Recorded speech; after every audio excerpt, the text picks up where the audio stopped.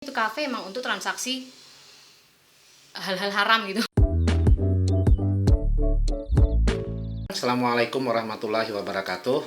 Selamat bertemu di program TTM, bukan teman tapi mesra, tapi Talking 30 Minutes. Nah, untuk edisi pertama ini kita akan ngobrol-ngobrol dengan Mbak Maria Fauzi.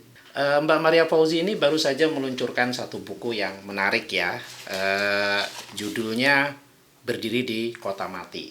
Buku ini berisi kesan-kesan Mbak Maria di berbagai negara, di berbagai kota di Eropa dan di Afrika. Kalau tidak salah ada 34 esai di sini ya, sangat menarik sekali dan buku ini cukup laris.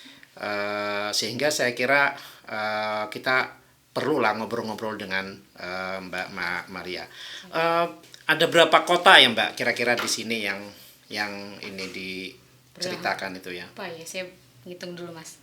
Kairo, Jerman sekitar 8 lah ya, atau 7 8 kota. ya, itu ya. Luar biasa sekali. Kairo, Berlin, terus Venesia, Paris, terus Andalusia, Cordova, kemudian Turki, dan Italia ya, Venesia tadi ya. Nah, saya ingin nanya, ini kan luar biasa ya, tidak banyak orang yang sempat jalan-jalan ke kota seperti ini. Itu dulu awalnya bagaimana kok bisa sampai ke kota-kota ini? Apakah waktu kecil misalnya, atau kapan sebenarnya menancapkan niat untuk berkeliling ke kota-kota ini? Ini ya, kalau bisa dikatakan saya sih sebenarnya bukan berniat untuk jalan-jalan gitu ya, ataupun kayak penulis perjalanan biasanya yang diniatkan untuk jalan kemudian dia menulis sesuatu. Saya punya kesempatan untuk bisa sekolah di beberapa negara, di Kairo khususnya. Kemudian waktu itu suami juga lagi mengerjakan doktoral PhD, sehingga saya harus ikut. Nah, berawal dari situlah kemudian sayang dong kalau misalnya cuma dibiarin aja gitu ya, karena kesempatannya sangat banyak sekali untuk mengunjungi beberapa kota di Eropa. Kebetulan saya memang tesisnya waktu itu menulisnya tentang Indonesian Islam di Berlin.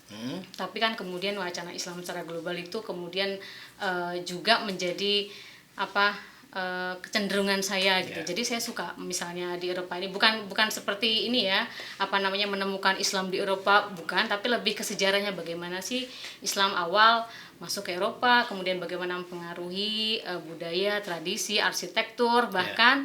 Jadi disitulah saya kemudian membaca dan mulai menemukan dan juga menginginkan untuk berkunjung ke kota-kota yang punya persinggungan yang dalam terhadap Islam.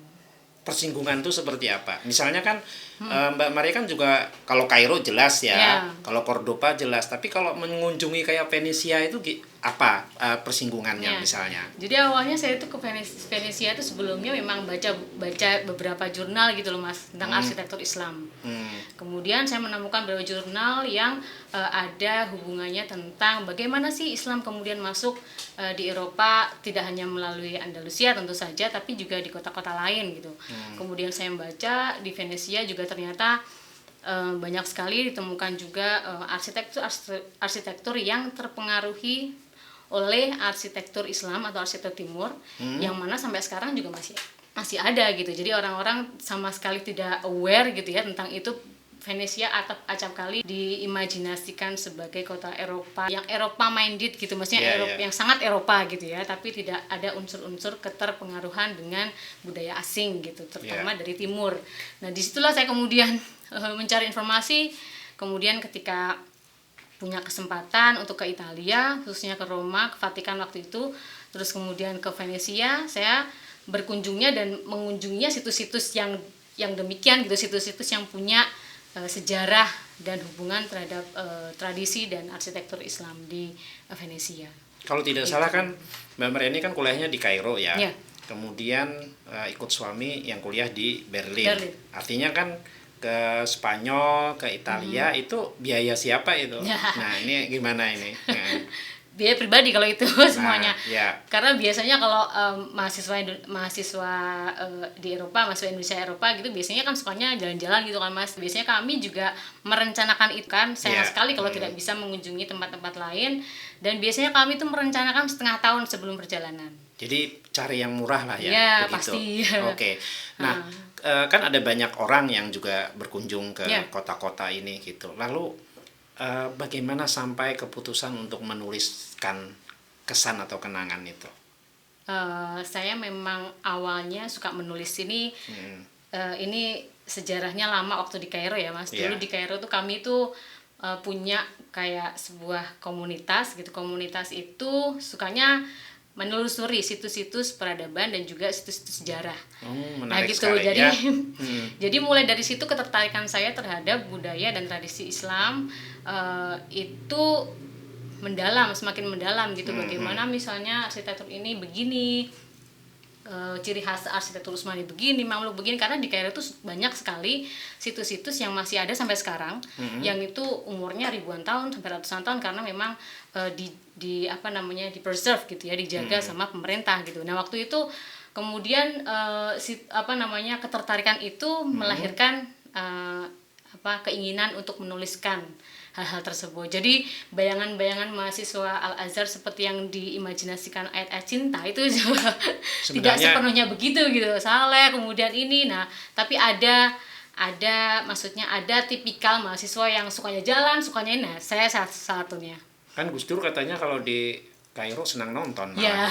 Jadi ya, benar lah itu benar. Ya. Jadi potret mahasiswa Indonesia di Azhar itu beragam, sangat beragam. Nah dari situ saya mulai menulis di jurnal di buletin-buletin, dan saya terlibat dengan semacam diskusi keagamaan. Waktu itu saya aktif di diskusi.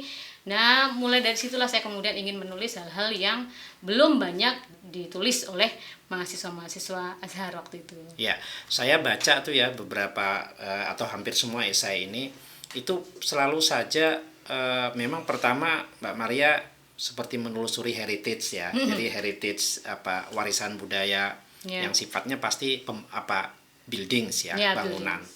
Itu satu. Yang kedua juga Mbak Maria sering menghubungkan dengan buku yang ditulis mengenai situs itu atau kota itu. Nah, pertanyaannya sebenarnya ini datang ke kota itu baca buku dulu atau sesudahnya atau sebelum datang ke kota itu? Ada beberapa esai yang memang baru ditulis tuh baru-baru ini, maksudnya setelah beberapa tahun gitu ya, kemudian saya menemukan bacaan Andalusia, saya baca dulu Mas, soalnya saya memang pengen kesana itu bukan tanpa apa-apa gitu, jadi saya kesana itu saya mendapatkan sesuatu yang memang saya cari gitu, jadi saya baca buku beberapa yang relate dengan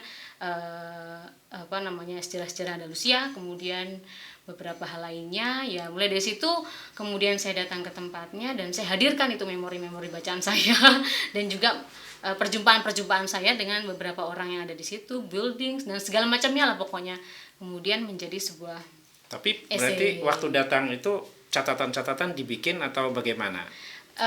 Ya dibikin, maksudnya untuk saya biasanya menuliskan beberapa, nanti kalau ke Andalusia saya pengen ke sini, saya pengen ke sini, saya mau ke sini. Nah, di situ sudah saya sudah ada rujukannya, misalnya saya sudah baca sebelumnya tentang ini. Nah, saya akan ke situ gitu. Jadi ke Andalusia tidak tanpa tujuan dan tanpa hanya melihat-melihat gitu.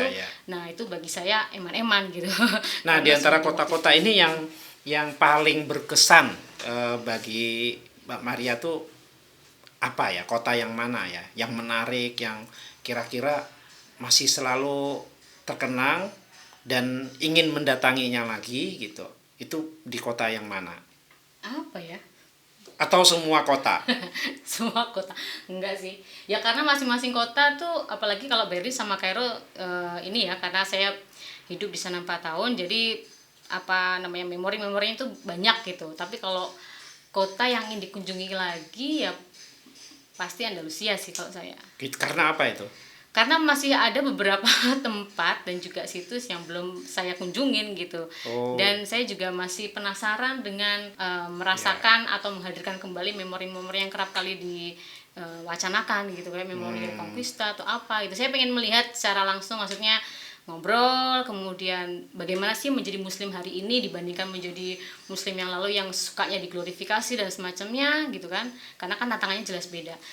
Kalian bawa guide atau berbahasa Inggris atau berbahasa Arab di kota-kota itu? Kalau menemukan orang Arab kami bicara bahasa Arab, kalau tidak ya bahasa Inggris. Ya.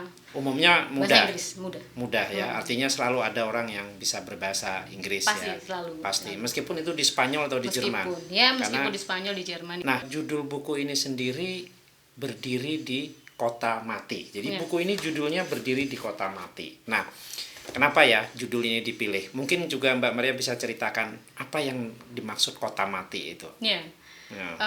Kota mati ini kawasan yang bagi saya juga menarik sekali di Kairo. Ini adalah kawasan yang dihentikan sebagai kawasan kumuh, kawasan orang-orang pinggiran, kawasan yang tidak diperhatikan sama sekali. Tapi memang begitu adanya gitu, karena itu memang sebuah kuburan gitu Mas. Jadi kawasan kuburan yang luasnya sampai 7 km bahkan lebih. Persegi gitu ya, 7 km persegi. Jadi luas sekali gitu. Luas sekali itu kuburan semuanya gitu. Makam ya, makam. Dan itu makamnya memang punya sejarah yang sangat lama sekali, sejak Fatimiyah bahkan. Jadi makam tua nih ceritanya. Makam tua makam tua. Dia makam tua, kemudian hari ini dia dipakai sebagai hunian. Enggak. Apakah makam itu masih aktif? Artinya ada tempat kosong untuk memakamkan orang masih berlangsung? Tidak. Jadi biasanya makamnya ditumpuk. Jadi itu kan karena itu kan makamnya sudah lama sekali ya. Nah, ketika ada orang-orang yang baru meninggal akan ditumpuk gitu, digali lagi. Bahkan saya pernah itu karena itu tempatnya kumuh sekali, tulang-tulang dan kata orangnya itu benar-benar tulang manusia yang kuburannya sudah digali lagi gitu. Ya, saya pernah menemukan itu. Bagaimana perasaan kalau kan beda dengan tempat kita ya. Makam kan orang di samping makam aja harga tanah bisa merosot tajam. Nah, menurut Anda waktu itu layak enggak atau dari segi ini? Atau bagaimana sih? Saya terus terang agak sulit membayangkan bagaimana ya. Jadi kawasan pekuburan ini dikenal dengan nama Due ya Mas. Kalau mahasiswa Al-Azhar pasti relate dengan ini, karena kalau kampus pasti lewat kawasan Due ya. Ini kawasannya benar-benar kuburan. Kuburan di sana kan beda sama kuburan di sini ya. Kayaknya ada semacam kayak rumah-rumah kecil gitu, yang mana itu biasanya merupakan kuburannya orang-orang besar. Makam Imam Syafi'i di sana, Sayyidah Ruqayyah di sana, Sayyidah Nafisah di sana gitu kan. Jadi makam-makam orang besar. Nah, kalau makam-makam pejabat-pejabat biasanya juga gitu, ada rumah, kemudian mengutus orang, nggak tahu ya, mungkin orang yang sudah tidak punya hunian dan untuk menjaga makam itu. Awalnya begitu. Ya, awalnya begitu, untuk menjaga makam, untuk ya kalau malam Jumat ditahlili, kemudian dikasih bunga-bunga, membersihkan semuanya gitu.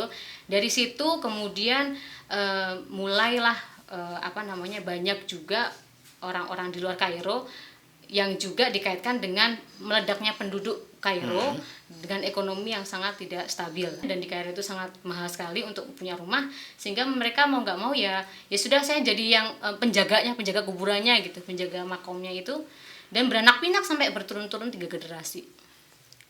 Ya, jadi sudah ramai sekali Mas. Jadi kalau ke sana sudah nggak takut lagi saya, maksudnya. Ya sudah kayak kampung lah ya. Kayak kampung, tapi makamnya itu sendiri masih ada ya. Masih ada. Jadi kalau misalnya dari luar kayak rumah gitu, kita masuk makam. Karena di makam itu ada dapur, ada ruang tamu, ada tempat tidur. Ya, karena digunakan untuk penghuni dan penjaga makam itu yang sudah beranak pinak sedemikian panjangnya dan generasi. Dinamakan kota mati memang.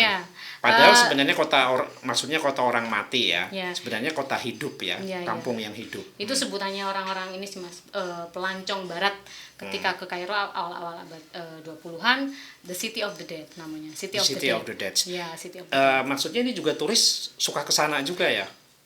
Ke sana, ke makam-makam yang besar.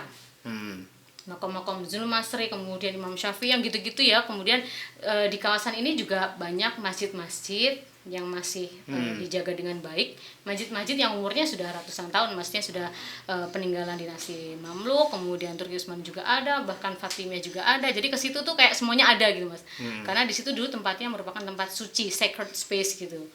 Jadi kalau orang habis dari haji, arakannya ke situ gitu, dikelilingin gitu. Kemudian Ya seperti itulah, karena emang itu makam itu punya roots sejarah yang panjang. Ya. Ya. Terus mereka artinya tidak bayar sewa, tidak bayar pajak di situ ya? Mungkin saya kurang tahu pasti ya, tapi yang pasti mereka membayar air. Mereka emang digratiskan karena sudah menjaga makam tersebut. Ya, gitu digratiskan ya, oleh pemilik makam gitu ya, keluarga besar pemilik makam. Kalau dapat kesempatan untuk tinggal lagi, atau Mbak Maria pingin tinggal di kota mana ya kira-kira tinggalnya? Pilihannya? Jerman lagi. Jerman lagi. Nah, di Berlin lagi maksudnya. Kenapa di Berlin lagi? Karena waktu itu saya baru melahirkan, punya anak kecil, dan konsentrasi semuanya ke anak gitu kan, sedangkan suami juga harus kuliah. Jadi saya belum sempat mengeksplor lebih dalam lagi. Karena belum dieksplor, karena murah, apalagi yang lain-lain itu kira-kira? Karena saya sudah mulai, maksudnya sudah lumayan akrab ya. Karena saya awalnya dulu pas tinggal di Berlin. Jadi tidak ingin kembali ke Kairo ya? Padahal artinya pernah S1, mungkin pernah punya kenangan di sana. Oh pasti. Oke, tapi gini, saya membaca dari seluruh esai itu, citra atau kesan Kairo itu kelihatan lebih pejoratif ya, lebih atau katakanlah lebih negatif gitu. Nah, mungkin Mbak Maria bisa menceritakan misalnya 1-2 misalnya soal insiden Jarum misalnya, itu gimana ceritanya? Mungkin ini cerita tentang Jarum. Silakan Mbak. Jadi emang di Kairo ini kan kompleks ya, saya rasa. Pokoknya potret Kairo itu sangat beragam gitu, tidak bisa dipotret dari satu sisi aja. Nah, pengalaman-pengalaman di Kairo itu pun juga tergantung individunya gitu Mas. Kebetulan saya mengalami itu gitu. Bisa jadi teman-teman saya tidak mengalami itu gitu kan, karena itu kan sungguh maksudnya ini banget, privasi banget gitu. Nah, salah satu pengalaman yang tidak enak itu adalah sexual harassment itu. Ya, salah satunya adalah itu, dan di Kairo itu kayak jamak gitu Mas, diketahui kayak aduh, pokoknya ini pengalaman pribadi saya. Di tempat-tempat publik ya. Di publik. Jadi saya tuh acap kali itu kalau biasanya kan kalau ada pemuda-pemuda Kairo itu sweet gitu, saya nggak berani balik badan gitu. Teman saya ada yang balik badan, dibuka dong itu celananya. Oh gitu. Jadi ada yang seperti gitu. Dan itu di depan asrama putri ya, di depan asrama putri khusus Al Azhar. Jadi memang agak gimana ya, agak riskan untuk perempuan itu keluar sendiri apalagi malam. Pelecehan seksual seperti itu banyak sekali ditemukan. Dan di bus waktu itu, namanya di Kairo, bisnya itu bisa menampung hampir berapa ya, 80-an orang kali atau 60-an, itu banyak sekali, padat. Iya. Artinya sesak sekali. Dan sekali kita masuk misalnya di tengah gitu Mas, udah kalau mau keluar kita harus misalnya 3 stasiun lagi kita harus turun, kita harus sudah ke depan dengan melewati orang yang gede-gedenya segitu, dan kita harus itu artinya terjadi banyak pelecehan ya. Banyak sekali. Ditimpuk, disentuh, di apa-apa segala macam. Dan teman-teman saya kebanyakan nggak berani ngomong. Ini sebenarnya hanya terjadi buat teman-teman studentnya Pak dari luar negeri, atau juga perempuan Mesir sendiri juga mengalami hal yang sama? Perempuan Mesir mengalami hal yang sama. Jadi saya rasa tidak memandang latar belakang ya, mau mahasiswa asing atau enggak, tapi saya kira mahasiswa asing tuh lebih kayak apa ya, karena mereka tidak bisa speak up gitu, tidak bisa teriak. Kalau teriak tuh gimana ya, maksudnya kalau biasanya perempuan Mesir kan kalau teriak kan cukup keras. Iyalah, gitu kan. Haram alaih gitu. Jadi makanya saya selalu jarum ini menjadi senjata. Jadi jarum itu senjata para perempuan yang diceritakan Mbak Maria ini. Jadi kalau ada cowok begitu, langsung ditusuk. Iya, saya tusuk gitu. Nggak tahu itu kena pahanya atau kena tangannya. Tapi banyak perempuan yang menggunakan resistensi polarisasi seperti ini. Ada resistensi pakai tangan sikut. Dia disikut gitu. Terus kemudian dia menunjukkan wajah not nice gitu, maksudnya nggak nyaman gitu, kemudian dia pindah gitu. Nah, ada juga biasanya ibu-ibu Mesir tuh yang paling aware dengan itu. Jadi misalnya dia duduk kan, emang mereka kan besar gitu ya posturnya. Masih ada space kecil, meski dipersilahkan kami masuk ke depan kursinya itu loh Mas. Dia melindungi gitu ya. Melindungi, jadi biar nggak kena cowok-cowok yang maksudnya laki-laki yang sangat gede-gede sekali itu di belakang kami. Jadi biasanya gitu, saya biasanya ditolongnya seperti itu sama ibu-ibu. Nah, ayo masuk gitu. Ya, ini salah satu dari cerita yang di Kairo ya. Artinya memang tidak di heritage saja, tapi juga mungkin karena Mbak Maria pernah tinggal di sana dan mengalami hal seperti itu. Dan yang menarik kan Kairo ini di Indonesia diimajinasikan sangat Islami ya, artinya mungkin banyak orang yang punya impian tinggal di Kairo, kemudian ya seolah-olah ya mungkin dekat banget lah dengan surga, kira-kira begitu. Tapi ternyata kalau kita baca di esai-esai ini, Kairo tidak yang seperti kita bayangkan gitu ya. Jadi sangat ya kalau dibanding dengan Indonesia mungkin jauh lebih. Saya kok bisa mengatakan lebih beradab Indonesia ya? Nah, ini sebenarnya tahun berapa yang terakhir yang ini catatan ini? 2010. Jadi kira-kira sampai sekarang fenomena kayak gitu masih enggak? Saya kira masih, karena beberapa di media lokal sesekali saya juga baca gitu ya. Kekerasan seksual kan juga marak sekali, pelecehan seksual juga marak sekali, sampai ada gerakan Me Too itu kan dari Mesir juga. Apalagi pas Januari 11 itu turunnya Mubarak, nah itu kan terjadi pelecehan secara besar-besaran itu. Di mana? Di Tahrir Square. Di lapangannya. Jadi, itu ya. Jadi yang melecehkan tidak hanya masyarakat Mesir laki-laki ya, tapi juga militer. Kalau para aktivisnya? Aktivis perempuan. Enggak, aktivis laki-laki maksudku. Saya kurang tahu, maksudnya saya membacanya dari kacamata aktivis perempuan gitu. Bahkan jurnalis-jurnalis asing juga mendapatkan pelecehan, diperkosa segala macamnya. Makanya habis revolusi itu kemudian muncul sebuah gerakan massal yang menyuarakan bahwasanya perempuan-perempuan ini dilecehkan ketika itu, dan itu banyak sekali.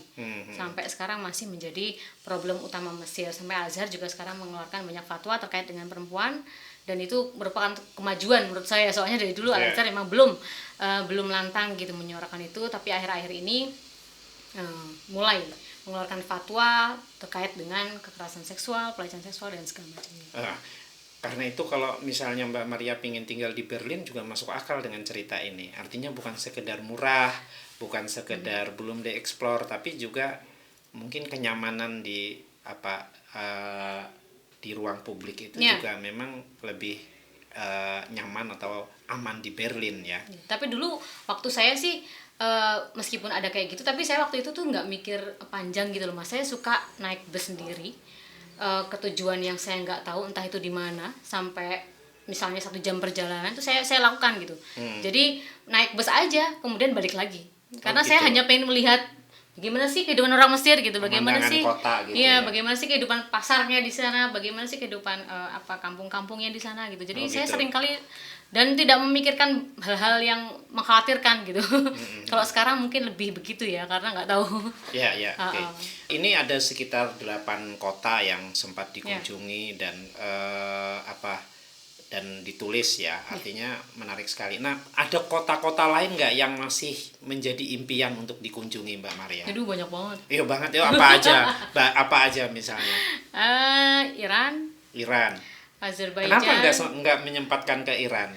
Waktu itu ya karena lagi-lagi kesempatan finansial, kemudian juga kerempongan bawa bayi, traveling bawa bayi itu tidak mudah gitu. Saya pernah malah di Madrid itu Mas, saya cerita sedikit ya. Di Madrid itu saya pernah benar-benar nekat waktu itu.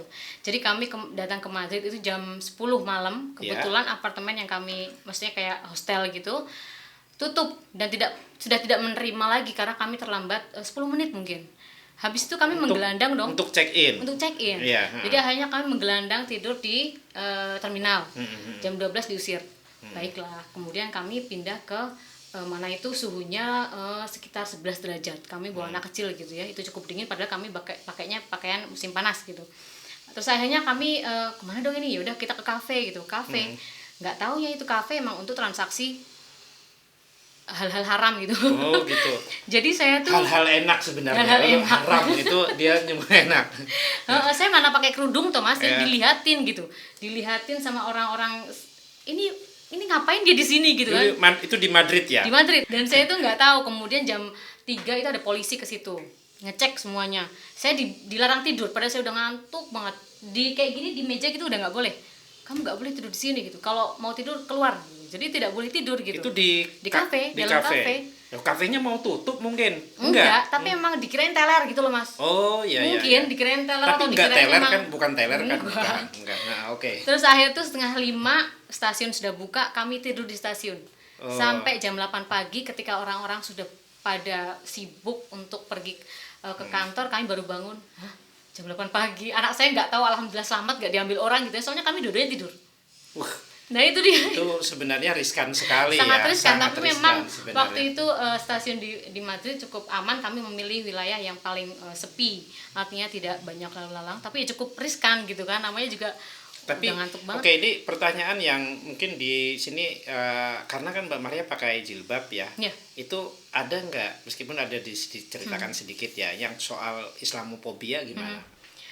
Di Jerman tidak begitu saya rasakan, tapi saya pernah mengalami, maksudnya pernah mengalami diomelin gitu sama, biasanya yang seperti itu senior Mas, jadi orang-orang tua yang merasa dulu dia sudah ini Jerman sampai begini, kemudian ada orang asing Yang datang, nasionalis banget ya, ya, nasionalis. dan ini kok ngapain sih orang luar datang ke sini gitu ya. Dan saya diomelin itu nggak tahu, saya juga nggak paham ngomel apa, tapi saya pede aja. Kok tahu bahwa itu lalu kayak semacam Islamophobia itu dari mana? Ini Kan? dipisuhi. Kalau dipisuhi kan Oh, saya paham iya, kan, iya, bahasa-bahasa iya. pisuhan di sana kan Itu saya bahasa paham. inilah ya. Bahasa universal gitu. Universal kalau Pokoknya dipisuhi. dan dia tuh, dan kebetulan tidak ada siapa-siapa gitu Mas di sana gitu. Kebetulan cuma saya sendiri gitu.